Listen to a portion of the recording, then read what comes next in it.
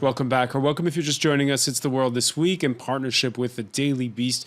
Christopher Dickey, foreign editor, is here, also in the company of Elisa Rubin of The New York Times, Elaine Cobb of CBS News, and Amr Abed Rabo, Franco-Syrian photojournalist. We were talking about Donald Trump's foreign policy before the break. Donald Trump, who prides himself as a master negotiator. Well, if you're watching the rebroadcast, then you know whether or not his late-night take-it-or-leave-it ultimatum worked its magic on Republicans rebelling against his repeal and replacement of Obamacare.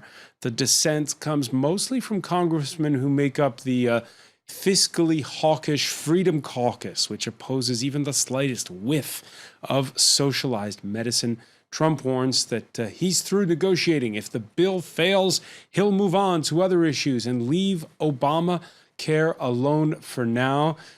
He earlier tweeted, "The irony is that the Freedom Caucus, which is very pro-life and against Planned Parenthood, allows Planned Parenthood to continue if they stop this plan!"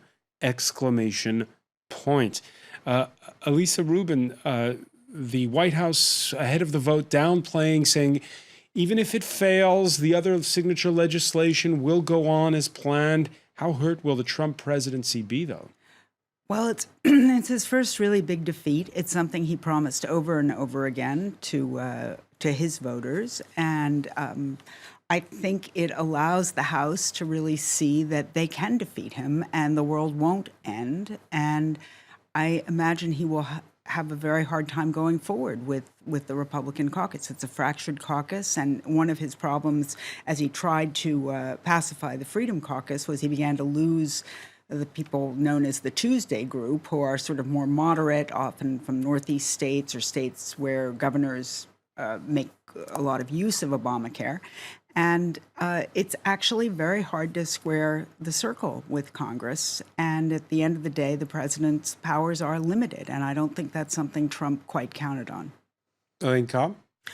I think Nancy Pelosi summed it up rather well. She said, when you want to put through a new bill, first you come up with a plan, then you get consensus from your people, and then you present it. You don't just say, we're going to do it, hope they'll fall in line, and when they don't, throw a hissy fit. And that's kind of what's happening.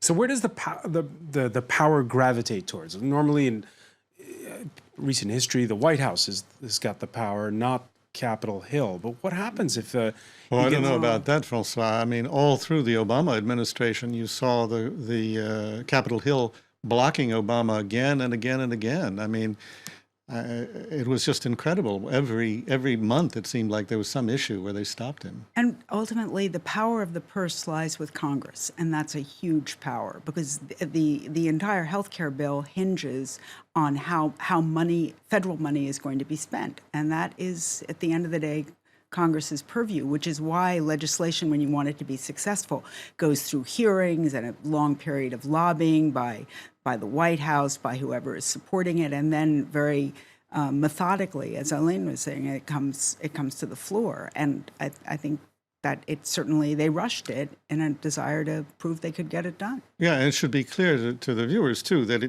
it's not just the Freedom Caucus that's blocking this. It's the whole Democratic caucus as well, yes. in Congress. I mean, not a single Democrat is going to vote for this bill. Call it a tale of two Europes. This Friday at the Vatican, European Union leaders paying a courtesy call on His High Holiness the Pope, this on the eve of a summit to mark the 60th anniversary of the Treaty of Rome, the founding movement that led to the EU as we know it today. Meanwhile, in Moscow, French far-right presidential candidate Marine Le Pen welcomed with open arms to the Kremlin the National Front leader who's gotten financing from Russian banks after the French ones turned her down. She vowed, if elected, to lift Ukraine-related sanctions on Russia. This, as Vladimir Putin insisted, he's there to welcome all candidates. Mm-hmm.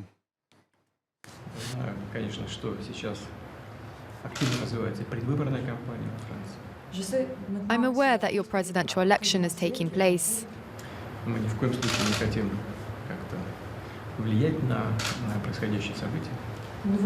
We don't wish to influence these events in any way.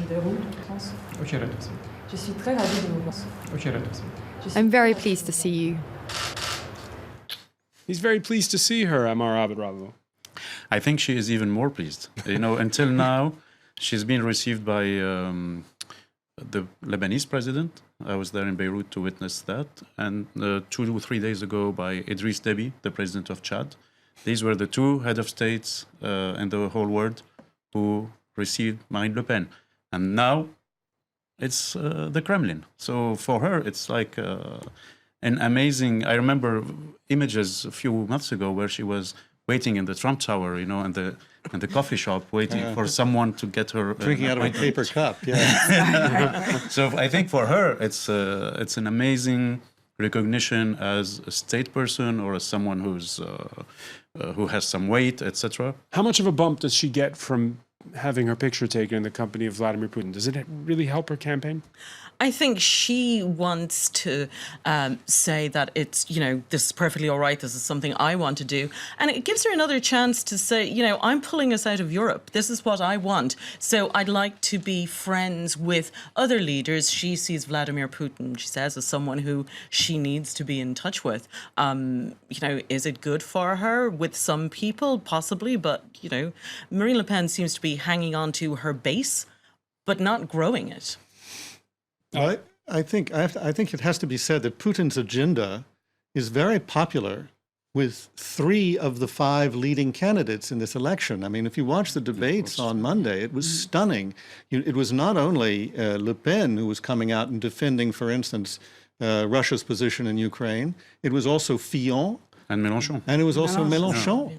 So 3 of the 5. He said he would... the far left candidate. Yeah, 3 of the 5. So he says he would receive other candidates? Sure, they're all on his team already. The only one who's not is the front runner, Macron. Elisa Rubin, I know this is your first French presidential campaign. I know that in the U.S., people were surprised to see Trump aides gravitating towards the Putin camp. It's not often in France that we see presidential candidates less than 1 month before the first round in Moscow.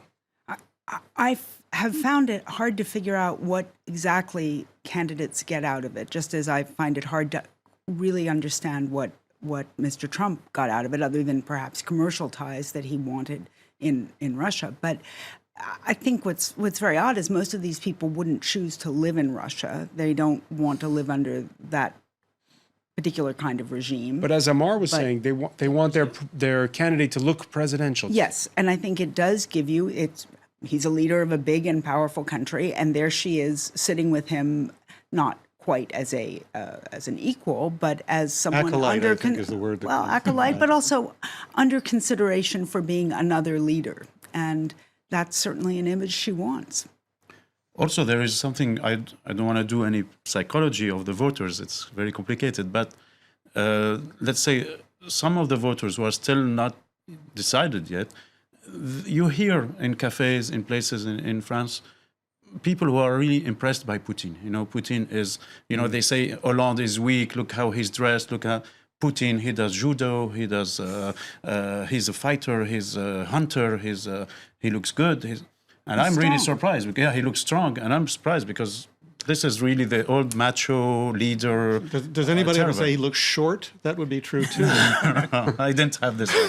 But so maybe also, and also he has a very strong statement for years now on Islam and Muslim fundamentalism. So for her, it's a very good way to address different voters in one meeting only, one handshake. By the way, France's socialists are in disarray, not over Putin, but because their nominee, who hails from the left of the party, just doesn't seem to please those closest to the outgoing president, François Hollande. The biggest defection from inside the cabinet, Defense Minister Jean-Yves Le Drian, who says he instead is going to support his former fellow cabinet member, the independent centrist candidate, Emmanuel Macron. Elaine Cobb, the socialists took part in these American-style primaries. They had a winner. He hailed from the left of the party. He seems to fancy himself as close to Bernie Sanders a little bit, Benoît Hamon. What do you make of the fact that here you have senior figures inside the party who say, well, actually, we're not going to vote for the nominee? I think Le Drian is being realistic. He realizes that that Hamon is unlikely to become president, and that they would rather choose a centrist to go up against Marine Le Pen if she does go ahead to the second round, because he has a far better chance of defeating her. And this harks back to when Jean-Marie Le Pen found himself up against Jacques Chirac, and the Socialist Party openly said, please vote for Chirac. I don't care if it goes against the grain, we need to vote against Le Pen. And I think there is a lot of that in place now. If Fillon were to win through to the second round, that would be a much different situation. But Macron is a much more palatable alternative, and he's a much more palatable president for much of the left wing. And let's not forget that, Manuel Valls was going as a somewhat centre-left candidate. And a lot of people really believed that he would get the socialist vote, because it seemed many people within the Socialist Party and the party faithful were unhappy with, just where the left had been going. Benoît Hamon proves that many were in fact unhappy with where the president was taking it. But, Macron is someone that they believe could defeat Le Pen, and I think that's the main reason why people like Le Drian are saying, I'm with him. So where does it leave the Socialist Party? Ah, there you go. Well, the Socialist Party does come and go, doesn't it, through elections, at a certain point. But is this the end of the Socialist Party in a way? I don't think so. We've had the death announced many times of the Socialist Party, but Benoît Hamon surprised many by getting through with his left-wing policies. And I think that proved that there are still many people who like the word socialist in the Socialist Party. There was a movement a while ago to change that, but clearly there are still some who believe in that. Whether they will have to, build up later on is another thing, but I don't think it's the end, no. If you look at the combined scores of Mélenchon and Hamon in the polls, if that were one party, it would be doing pretty well. The core problem here is that Mélenchon and Hamon have split the left and far left vote.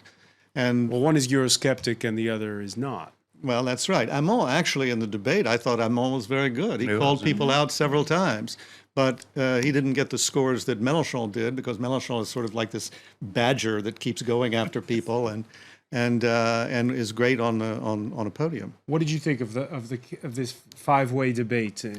Well, I guess my overall impression was that no one exactly won, but people didn't necessarily lose ground. And Fillon, actually, to my surprise, sounded, once he didn't engage for about the first half, but then he engaged in a way that had a sort of mature presidential sound to it, despite really a very difficult last few weeks. How do you explain to his readers, because we've had another drip in the scandal now with his surrogate being placed under formal investigation, the fact that he's still in it and could still, by the way, make it to that second round? I find it really difficult to explain, because someone with that many sort of items against him in the United States, I don't think would be able to go on. I think also it's the confluence of things. And it's to have a guy who's saying, I'm going to get rid of 500,000 public sector jobs, I'm going to cut back the size of the state, I'm going to do all that, and oh, by the way, I got $1 million from my family for doing nothing on public funds. No, it's the hypocrisy that is kind of difficult. I think some of his advisors are really taking many of the Trump campaign issues or items, or way to say it. Yesterday, he was really very much targeting the president about taping him or about working, and it's saying really, there was a plot. Yeah, about the plot, and it really reminds me of Trump saying this about Obama, and the FBI said it was totally untrue and it did not happen. And I guess in France it didn't happen either. But still, this works. This again, if you go in cafes, he pointed the finger at Marine Le Pen at the start. But it's interesting how much we're not talking about Emmanuel Macron here. I mean, we're talking about all these other characters, but the person who's leading in the polls, even in the first round now, is Emmanuel Macron. I didn't think he was that impressive in the debate. No. I think he seemed like the smartest boy in the room. Yeah, I agree with you. He seems like smart. But on the other hand, it was like probably his first one. He's not like Mélenchon or Fillon who've done debates like this. It's really like his first one. He's 39. He's never been elected before. He didn't do any of the primaire debates like Hamon did or the others. And he didn't collapse. He was quite well. No, he came back at Le Pen a couple of times very well, but But overall, he has a fairly complex, or he thinks about policy in a fairly complex way that's not readily distilled for voters. If you pick up his campaign leaflet, other people have 1 or 2 pages, and his is, I don't know, 12, 14. You have to dedicate some time. Is that a to point reading against it him? through. I don't know that it's a point against him as president. Like many people who are very, Al Gore was another person who was extremely smart, but wasn't very good at distilling. not a lot of visceral appeal there. And you would think, although he seems to be leading in the polls. So, but who can trust the polls? He chose the path of violence and then the path of peace. In Derry this Thursday, the funeral of Martin McGuinness, who went from IRA senior commander to Deputy First Minister of Northern Ireland. His funeral attended by Sinn Féin senior leadership, but also leading unionist politicians and the world leaders who helped broker the Good Friday agreements. Somewhere along the way, for whatever reason, he decided to give peace a chance. Some of the reasons were principled, some were practical, but he decided. He was good about sticking with something he decided to do. Elaine Cobb, how will Martin McGuinness be remembered? Depending on which side you're on, I think the memories will be different. He's someone he was very complex, a very intelligent man who was a product of Derry and the Bogside, which was one of the worst hit areas in that British system of effective apartheid, when the province of Northern Ireland remained under British rule. And he grew up at the time when particularly in Derry, they weren't allowed choose what jobs they wanted. They couldn't choose what schools they'd go to. They weren't allowed to vote. And he got involved in that whole movement to change that. And once the peaceful protests broke down after Bloody Sunday, when the British Army, as they've now admitted, fired the first shots, he chose the path of violence. And then once it came to the peace agreement, when things had moved on a lot, he brought with it that authority of someone who had fought for this, which counted a lot with his followers. And when he said, we have fought, now it's the time to say, let's try peace because we have come so far. And, he became good friends with Ian Paisley because Ian Paisley, for all that he was a die-hard Presbyterian Northerner, he cared as well about Northern Ireland. And they shared that. They shared that desire to make it work. And I think both of them, coming from the opposite ends, managed to achieve more than the moderates had earlier, because that broke up badly. Those Good Friday agreements, by the way, came around the same time that Yitzhak Rabin was assassinated in Israel. Did you ever think at the time that Martin McGuinness might be the target of somebody, a hardliner from his own side? Oh, that was always a thought, yes. Martin McGuinness was, like Gerry Adams, was always aware of personal safety. They were very concerned about their families. And there was an awful lot of security within Sinn Féin for their leaders in case, loyalists who declared they wanted to kill him or others, in case the British Army did something, or indeed in case he was taken out by people who were unhappy with the move to peace. I mean, there were many splinterings within the Republican movement, and there were many people who felt that the time was not right, that it was not ready until there was a united Ireland to actually stop the war. Some people were making the comparison this week with Nelson Mandela, because the person who had been part of a group that prone violent action, who then makes peace. In the case of Martin McGuinness, though, he actually had blood on his hands and was linked to actual attacks. So does that, in a way... It makes it harder, but it also makes, as Elaine pointed out, I think it gives you credibility if you say, I'm really giving it up now, and we all need to, because you're seen as having some validity, and what you're going to have to do when you're trying to make peace is get everyone else to go along, because otherwise it won't hold.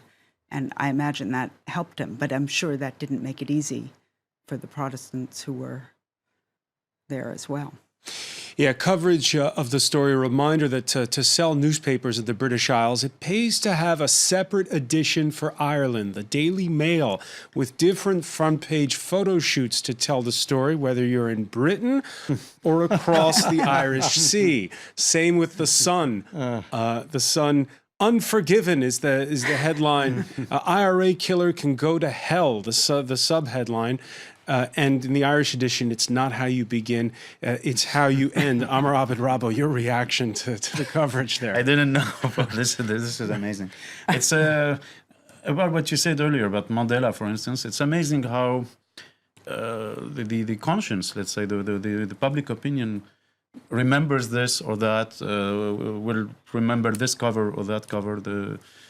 It's something we don't really have a grip on. I mean, we can't decide. I suppose the difference with Mandela is you won't get that consensus in Northern Ireland, Christopher Dickey, between the hardline Unionists and the hardline Republicans over who was Martin McGuinness.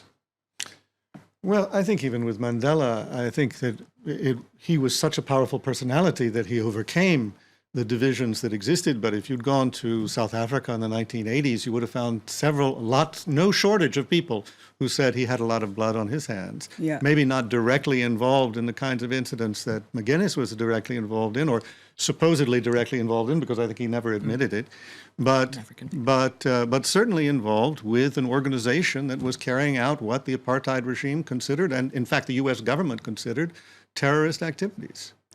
We'll leave it there for now. I want to thank Christopher Dickey, Elaine Cobb, Amr Abed Rabo, and Elisa Rubin. Stay with us, though. Media Watch is next.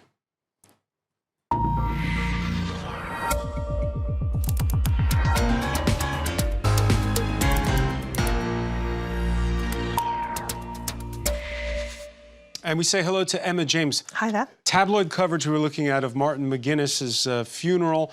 Tabloid coverage of the London attacks is what you've been looking at. Yes, absolutely. Every publication in the United Kingdom was looking for a different angle, an exclusive, a different way to make people pick up their paper rather than their rivals. And the Daily Mail thought it had come up with something different, and certainly it was different. A lot of people, after reading the headline, were incredulous or even baffled by it. The headline reads, "Google the terrorist's friend," and up above it says, "Yesterday it took the Mail 2 minutes on the web to find a terror manual on how to use a car for mass murder." I must admit, when I first saw this, I thought it was a spoof, especially given that they actually have a word missing from there. I thought, oh, this is something that's been made up by an enterprising internet user. But no, this is the genuine front page of the Daily Mail today. And a lot of people were really rather not quite understanding why it had taken the Daily Mail so long to work out what Google was used for, and also why it needed to be told how you could use a car in that way. It took 3 Daily Mail journalists to Google how to drive a car into a crowd of people. Newspaper of the year, says this Twitter user. Elsewhere, if I can get my mouse to work, it's being a bit stubborn. I had no idea what you could do with a knife or a car before the Daily Mail pointed me to Google, enabling my future terrorism. And this Twitter user says, looks like I won't be able to leave the house until I Google how to put my trousers on. Now, in fairness to the Daily Mail, what they are talking about are these, what they call vile jihadi terror manuals, which are available online. And this comes in the wake of Boris Johnson, the Foreign Minister, having said that social media has played a role in inciting terrorism. But the irony here, if you look at the header, the Daily Mail is promoting its own Twitter account there, @Mail Online, just as it's then ripping into Twitter for its role or perceived role in this kind of thing. Now, others are analysing what might have made the Daily Mail dislike Google so much. This Twitter user says, of course the Mail hates Google. Not only is Google grabbing ad revenue, but it allows people to become less ignorant. Anathema to the Mail, clearly not a fan of the newspaper. And some of the Daily Mail readers have really picked up the baton on this one. One particular comment that's been highlighted here says that Google and Twitter for twits, as he calls it, should be banned from doing business in the UK. Hold on, let me ask Elaine Cobb on this. Bring that cover 1 second. At the end of the day, does the Daily Mail get the last laugh? Does this cover sell newspapers, you think? I'm not sure, because I'm sure a lot of people thought, ooh, should you really be telling people where to find this? Or does it matter? Or really, don't we already know? I don't know. That I would kind of go, what? Why? Too much type.